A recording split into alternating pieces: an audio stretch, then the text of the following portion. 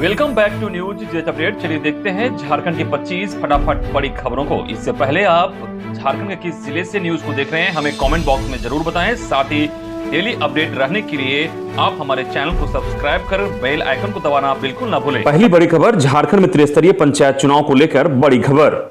राज्य में त्रिस्तरीय पंचायत चुनाव की कवायद तेज हो गई है। पंचायती राज विभाग ने पंचायत चुनाव से संबंधित प्रस्ताव तैयार कर लिया है। जानकारी के अनुसार राज्य में पंचायत चुनाव 4 से 5 चरणों में 10 से 30 दिसंबर के दौरान होंगे।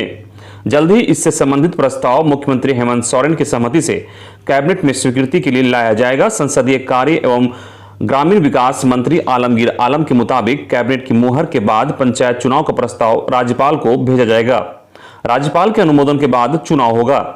राज्य में पंचायत चुनाव को लेकर तैयारियां पूरी हो चुकी है। जून में वोटर लिस्ट को अंतिम रूप दे दिया गया था। सीटों को आरक्षित करने की प्रक्रिया पूरी कर ली गई है। चुनाव चिन्ह अधिसूचित किया जा चुका है। राज्य निर्वाचन आयुक्त डीके तिवारी ने हर जिले में चुनाव से संबंधित वेबसाइट शुरू करने का निर्देश दिया है। वहीं फोटो युक्त मतदाता सूची का काम किया जा रहा है। अगली बड़ी खबर, रिजल्ट की बाध्यता खत्म, मिलेगा पूरा अनुदान।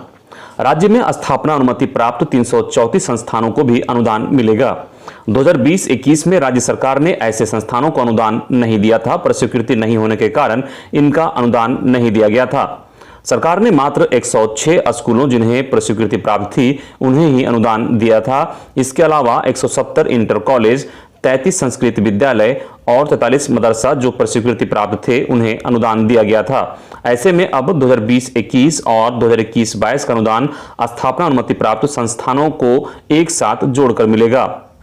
वित्त रहित शिक्षा संयुक्त संघर्ष मोर्चा ने अनुदान देने के लिए प्रक्रिया शुरू करने पर सरकार का आभार जताया है। रिजल्ट के बजाय पूर्ण स्लैब के आधार पर अनुदान दिए जाने का मोर्चा ने स्वागत किया है। मोर्चा के रघुनाथ सिंह, हरिहर प्रसाद कुशवाहा, देवनाथ सिंह ने कहा कि सरकार ने शिक्षकों के हित में निर्णय लिया है। अगली खबर, झारखंड कोरोना अपडेट। राज्य में पिछले 24 घंटे में 8 नए कोरोना संक्रमित मिले हैं। ये 8 नए कोरोना संक्रमित राज्य के 3 जिलों में मिले हैं, जिनमें सबसे अधिक रांची में 5, पूर्वी सिंहभूम में 2 और बोकारो में 1 नए संक्रमित मिले हैं। वहीं पिछले 24 घंटे में राज्य भर में 15 मरीज स्वस्थ होकर घर लौटे हैं, जिनमें धनबाद से 7, पूर्वी सिंहभूम से 3, रांची से 4 और रामगढ़ से 1 कोरोना संक्रमित ठीक होकर घर लौटे हैं।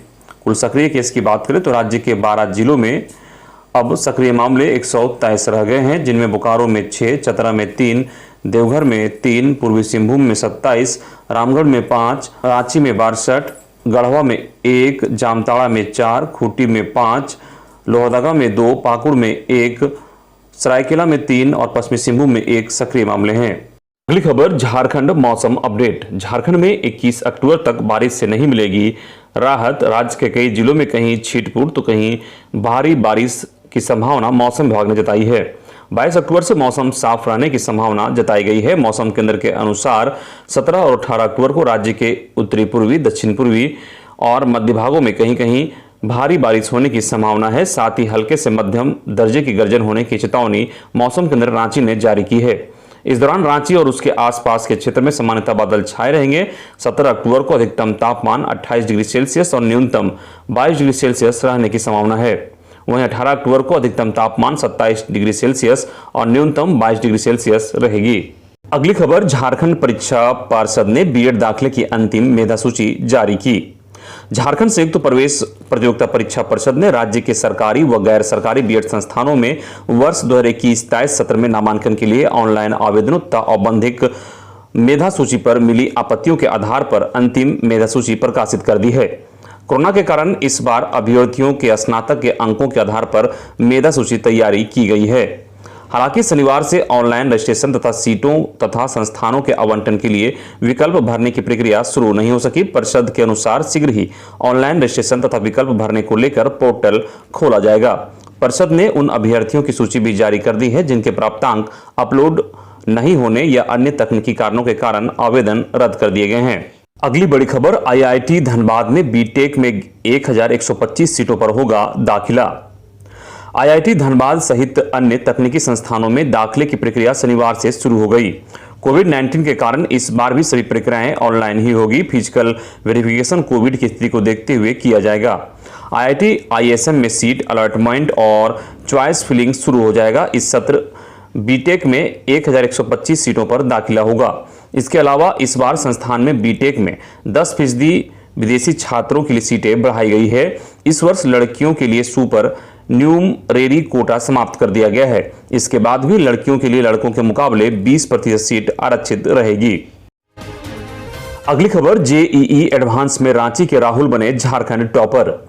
जेईई एडवांस 2021 का परिणाम जारी कर दिया गया है। इसमें झारखंड के विद्यार्थियों ने शानदार प्रदर्शन किया।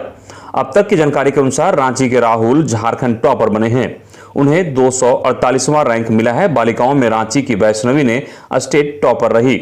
उन्हें 684वां रैंक मिला है। अभिषेक कुमार EWS कैटेगरी में 254वां रैंक प्राप्त हुआ है। इसके अलावा रांची के नवनीत राज को 305वां, वत्सल को 519वां, मृणाल को 523वां रैंक मिला है। अगली बड़ी खबर, रजरप्पा में पुलिस और ग्रामीणों में झड़प, डीएसपी समेत कई जख्मी।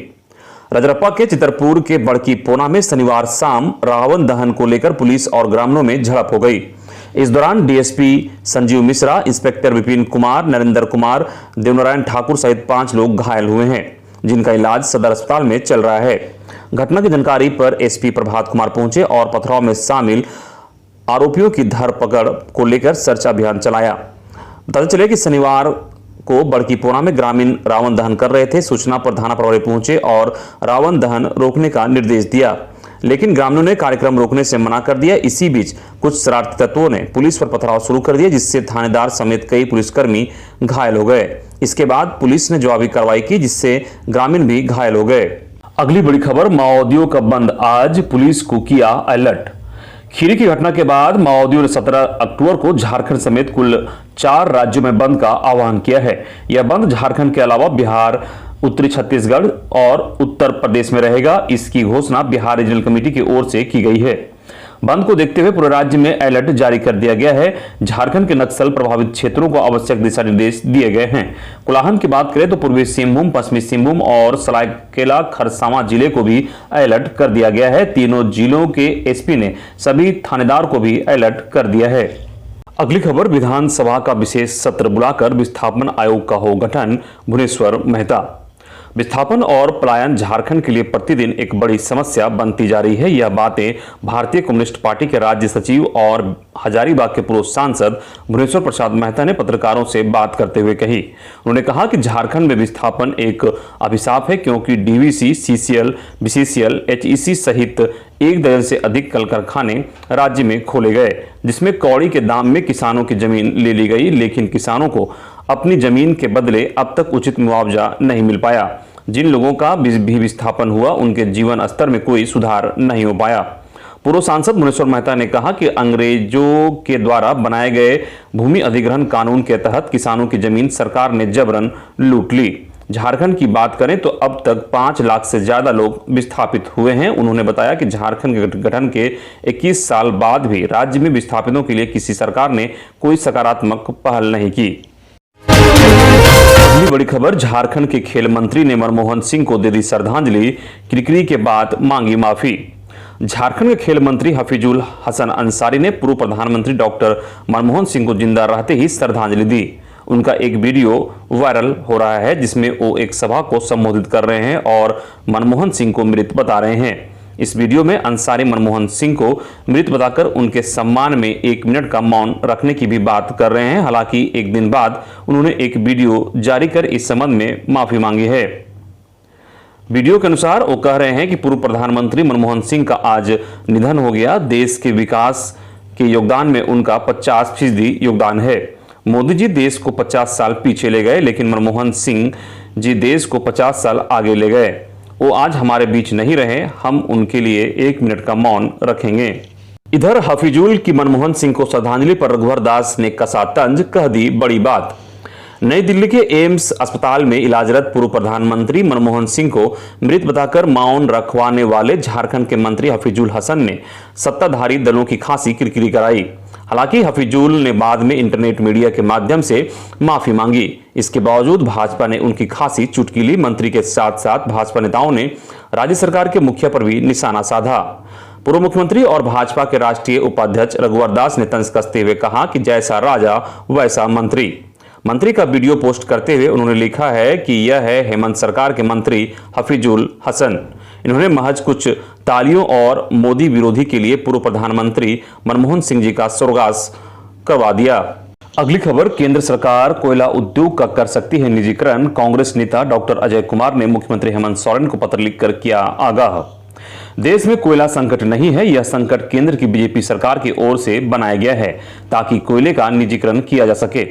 कांग्रेस नेता सह पूर्व सांसद डॉक्टर अजय कुमार ने मुख्यमंत्री हेमंत सोरेन को पत्र लिखकर निजीकरण की आशंका जाहिर करते हुए झारखंड पर पड़ने वाले प्रभाव की ओर आगाह किया है।